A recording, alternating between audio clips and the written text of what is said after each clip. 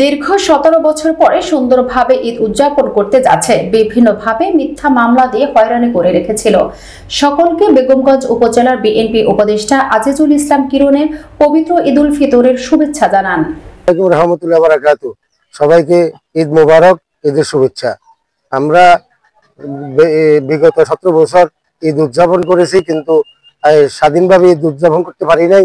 President Hasina সরকার আমাদের ইসলামী মূল্যবোধ এবং জাতীয়তাবাদের উপর নিগ্রহ নির্যাতন করার কারণেই আমরা প্রবাসে ছিলাম, কেউ বাড়িঘর ছাড়া ছিলাম। সেই কারণে আমরা বাড়িঘরে উপস্থিত হয়ে আমরা স্বজনদের সাথে ঈদ করতে পারি নাই। এবারে কিন্তু সম্পূর্ণ ঈদের আমেজ ভিন্ন। সকলের পরিবারের সাথে এসে ঈদ উদযাপন করতে পেরে আমরা অত্যন্ত আনন্দিত। আল্লাহ পাক যখন আমাদের সবাইকে এইভাবে শান্তি শৃঙ্খলা বজায় রেখে দেশকে উন্নত সমৃদ্ধশালী করার তৌফিক দান করেন, আমিন। তারেক রহমান জিন্দাবাদ। দেশনেত্রী বেগম খালেদা জিয়ার সুস্থতা কামনায় বাংলাদেশ জাতীয়তাবাদী দল বিএনপি পরিবারের পক্ষ থেকে সংগ্রামী সালাম, শুভেচ্ছা, অভিনন্দন জানিয়ে ঈদ মোবারক সবাইকে জানিয়ে আমি আমার বক্তব্য শেষ করছি। আসসালামু আলাইকুম।